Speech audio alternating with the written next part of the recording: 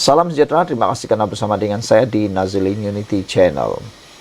Akhirnya, orang yang didakwa menghina Agung baru-baru ini terkait dengan isu menandatangan ketika berdoa, menerima balasannya apabila wanita UMNO pula tampil memohon supaya tindakan diambil terhadap Hezri Yassin. Wanita UMNO menggesa kerajaan dan pihak berkuasa untuk mengambil tindakan terhadap hantaran pemilik akaun Facebook bernama Hezri Yassin yang dipercayai seorang pemimpin muda sebuah parti politik kerana memuat naik hantaran berunsur fitnah dan menghina institusi diraja. Ketuanya Datuk Dr. Noraini Ahmad berkata, pihaknya kesal dengan hantaran yang memperlekehkan institusi raja-raja dan kesucian agama Islam di negara ini. Kenyataan yang dibuat itu jelas bertentangan dengan prinsip rukun negara dan mampu menjejaskan keharmonian rakyat Malaysia yang berbilang agama dan bangsa. Justru, wanita UMNO Malaysia menggesa kerajaan dan pihak berkuasa mengambil tindakan tegas terhadap individu tersebut supaya kenyataan tidak menghormati institusi raja-raja ini tidak menjadi budaya di negara ini, kata Noraini. Baru-baru ini, tular kenyataan Hezri Yassin yang mengatakan beliau tidak menadahkan tangan ketika bacaan doa dibacakan untuk yang di Pertuan Agong dan keluarga diraja semasa khutbah solat Jumaat di sebuah masjid di Johor.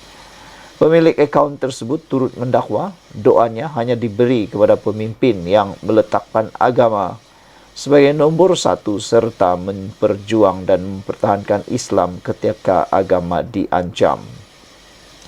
Mengulas lanjut, Noraini berkata tindakan tegas terhadap Hezri Yassin amat penting sebagai pengajaran kepada semua pihak supaya lebih peka dan bertanggungjawab dalam mengulas isu-isu sensitif atau berkaitan 3R, agama, bangsa dan institusi raja-raja. Bulan Syawal ini adalah masa untuk bermaafan, bukan untuk mencetus suhu panas politik, kata beliau. Justru, wanita UMNO menyeru seluruh rakyat Malaysia untuk terus menjaga perpaduan dan keharmonian demi kesejahteraan negara, kata Noraini lagi. Untuk rekod, Ketua Polis Daerah Seri Alam Superintendent Muhammad Sohaimi Ishak ketika dihubungi mengesahkan menerima laporan berkenaan. Beliau berkata kes tersebut disiasat mengikut Seksyen 4 dalam kurungan 1 Akta Hasutan 1948 serta Seksyen 233 Akta Komunikasi dan Multimedia. Berdasarkan perkongsian di media sosial, individu berkenan yang dikenali sebagai Hezri Yassin didakwa sebagai pengarah media baharu penyokong pemuda pengarah media baharu pemuda PAS Selangor. Ambil tindakan Hezri Yassin, wanita UMNO. Dipetik dari mykmn.net. Sekian dulu untuk kali ini. Jangan lupa tinggalkan komen Anda. Bye-bye. Salam sejahtera. Terima kasih karena bersama dengan saya di Nazilin Unity Channel. Ini satu lagi pendedahan berkaitan dengan Najib Tun Razak. Pendedahan ini cukup mengejutkan kita kerana dia dinyatakan sendiri oleh Sahrul Azral. Mahkamah diberitahu oleh Sahrul Azral beliau tidak berkomplot, tapi Najib disabitkan bersalah. Bekas pengarah SRC Internasional Sean Berhad memberitahu Mahkamah Tinggi di sini pada Isnin, beliau tidak berkomplot dengan pihak lain untuk memanipulasi syarikat terbabit sehingga menyebabkan dana syarikat mencecah bilion ringgit disalahgunakan. Sebaliknya, Datuk Sahrul Azral Ibrahim Helmi berkata, bekas Perdana Menteri Datuk Seri Najib Tun Razak telah disabitkan kesalahan penyelewengan dana RM42 juta SRC, malah ia disahkan oleh Mahkamah Rayuan dan Mahkamah Persekutuan. Sahrul Azral, 54 tahun berkata, demikian ketika perbicaraan kes saman sivil RM5.64 bilion SRC Internasional terhadap bekas ahli parlimen pekan itu dan bekas ketua pegawai eksekutifnya Nik Faisal Arif Kamil yang dinamakan sebagai defendant pertama dan kedua di hadapan Hakim Datuk Ahmad Faizuruz Zainul Abidin.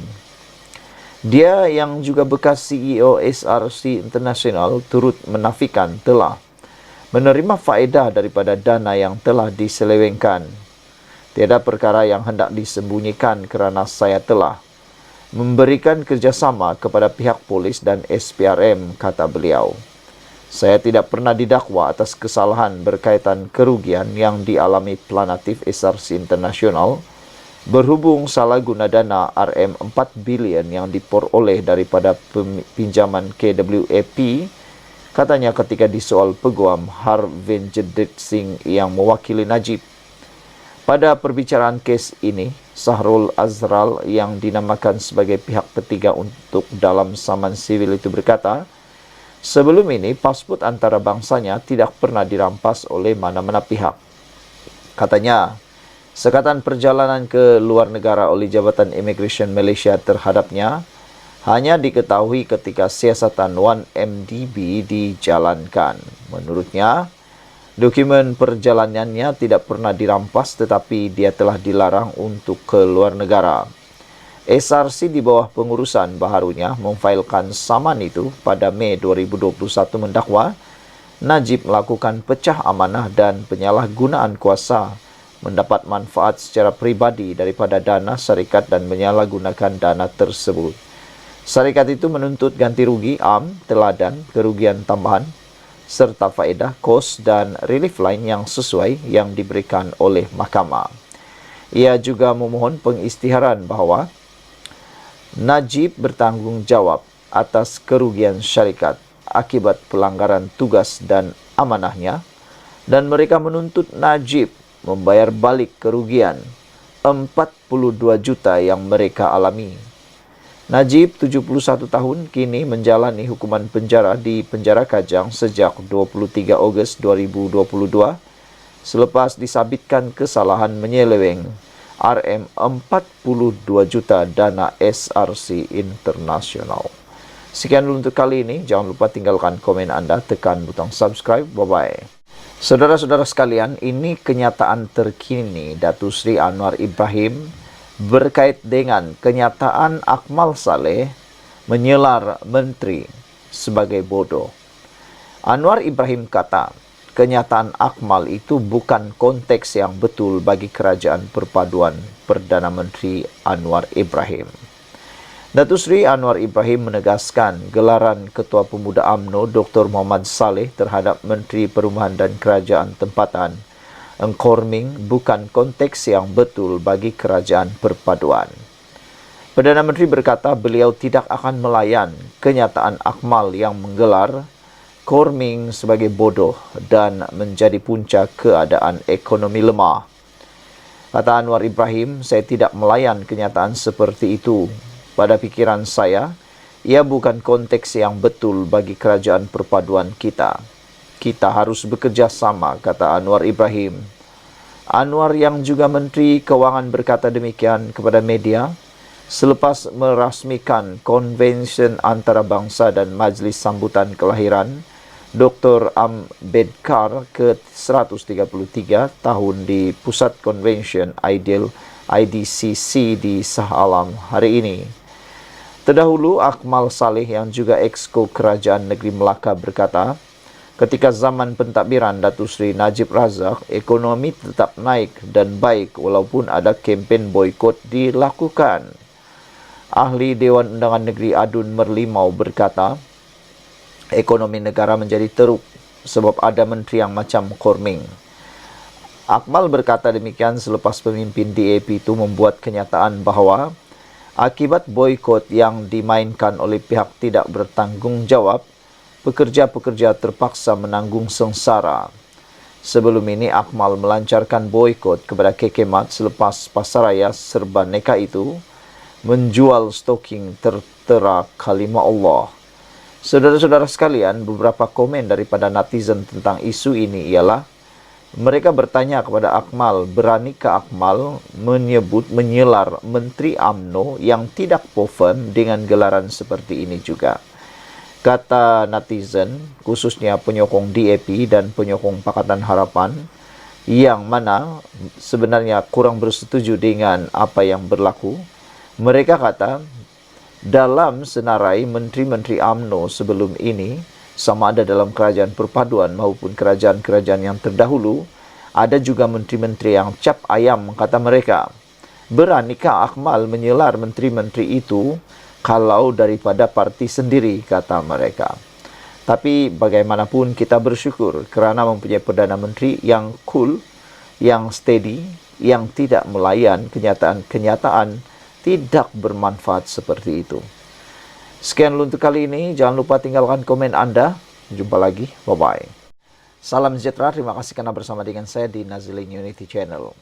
Ini laporan paling mengejutkan dan menggemparkan seluruh Malaysia. Apabila kediaman timbalan menteri musnah dalam satu kebakaran. Siapakah timbalan menteri yang mengalami musibah besar ini? Kediaman timbalan menteri di Jabatan Premier Sarawak, Buruh Immigration dan Pemantauan Projek, Datuk Gerawat Gala di Kampung Pak Umur, Bario, musnah dalam kebakaran semalam. Pengarah Jabatan Bomba dan Penyelamat JBPM Sarawak, Datuk Khairuddin Abdul Rahman berkata, kejadian itu berlaku pada jam 1.10 pagi dan pihaknya menerima panggilan pada jam 1.40 pagi. Beliau berkata lokasi kejadian itu terlalu jauh di kawasan tanah tinggi di utara Sarawak yang berhadapan dekatan sempadan Malaysia-Indonesia, iaitu 460 km dari Marudi. Jarak dari Balai Bomba dan Penyelamat Marudi ke lokasi mengambil masa 20 jam laluan darat dan menggunakan jalan balak untuk sampai ke lokasi kejadian. Namun masa perjalanan juga bergantung dengan keadaan cuaca. Justru tindakan awal oleh penduduk kampung, polis dan pasukan bomba sukarela PBS serta dibantu oleh 21 anggota Tentera Darat Malaysia TDM berusaha untuk mengawal dan memadam kebakaran, namun kediaman itu terbakar sepenuhnya dan tiada yang dapat diselamatkan, katanya dalam kenyataan hari ini. Khairuddin berkata, 6 penghuni rumah itu termasuk Gerawat berjaya menyelamatkan diri tanpa sebarang kecederaan.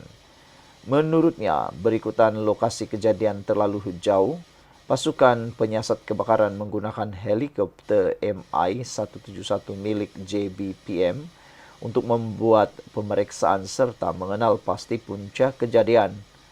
Setibanya di lokasi kejadian didapati rumah persendirian struktur tidak kekal dengan panjang 25 meter dan lebar 40 meter musnah sepenuhnya, katanya.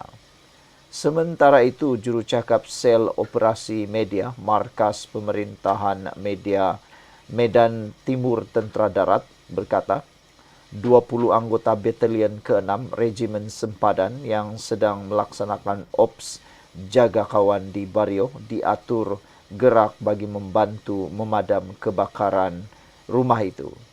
Menurutnya, bantuan itu dihulurkan sejurus pihaknya menerima panggilan daripada ketua kampung pada jam 2 pagi. Sejurus menerima panggilan itu, seorang pegawai bersama 20 anggota lain pangkat diatur gerakan ke tempat kejadian yang terletak 10 km dari pos Bario.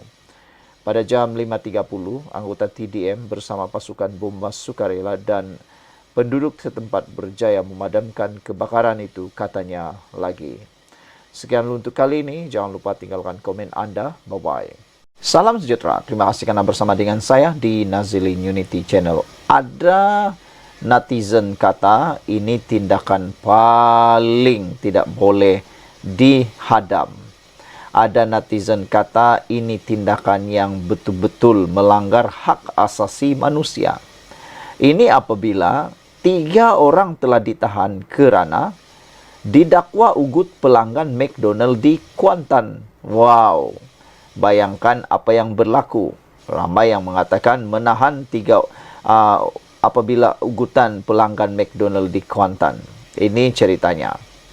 Polis telah menahan 3 lelaki tempatan termasuk seorang anggota tentera kerana didakwa melakukan provokasi dan ugutan terhadap pelanggan di sebuah restoran makanan segera McDonald's di Sungai Isap, Kuantan di Pahang. Menurut laporan China Press yang memetik sumber polis, tangkapan tersebut dibuat pada Sabtu sekitar jam 3.30 petang, membabitkan seorang juru jual kereta berusia 33 tahun yang mempunyai rekod jenayah membabitkan dadah. Manakala seorang lagi merupakan seorang kerani bank berusia 33 tahun dan seorang anggota tentera berusia 27 tahun yang berkhidmat di Kelantan. Menurut laporan tersebut, pihak polis turut merampas sebuah kereta Honda, sebuah truk dan alat kawalan jauh. Semalam, Ketua Polis Daerah Kuantan, Assistant Commissioner Muhammad Zari Wan Busu dipetik Cosmo Online berkata, pihaknya giat mengesan suspek segera. Selepas laporan polis dibuat seorang lelaki berumur 40 tahun. Katanya berdasarkan laporan polis, dalam kejadian kira-kira pukul 10.25 malam itu, beberapa lelaki yang sedang berkempen memboikot restoran McDonald telah memanggil pengadu dan mengeluarkan kata-kata kasar serta melakukan provokasi terhadap pengadu. Inilah yang dikatakan oleh netizen sebagai melanggar hak asasi manusia. Mereka kata, siapapun nak makan di restoran McDonald itu tak boleh sama sekali dipaksa, diprovokasi, atau dihalang untuk makan di McDonald. Kata netizen, kalau nak boikot, boikotlah secara diri sendiri. Janganlah memaksa orang lain untuk tidak makan di sana, kata mereka. Kerana itu hak orang lain. Kalau nak memboikot, boikotlah secara peribadi, kata beberapa netizen. Yang mengejutkan kita ialah lelaki ini yang berkempen memboikot restoran McDonald, memanggil pengadu dan mengeluarkan kata-kata sesat serta melakukan provokasi terhadap pengadu. Pengadu cuba menghindari mereka dengan masuk kembali ke dalam premis McDonald. Namun, selepas keluar untuk pulang ke rumah, kumpulan lelaki itu sekali lagi melakukan provokasi terhadap pengadu. Wah, tak puas hati lagi lah. Kenapalah ada orang macam ni kan? Orang nak makan di McDonald's itu pilihan dialah. Yang anda nak boikot itu pun pilihan anda. Dua-dua ada pilihan. Dua-dua ada kepentingan. Dua-dua ada pendapat masing-masing yang berbeza. Menurut laporan ini lagi, ketiap pengadu hampiri kumpulan lelaki berkenan.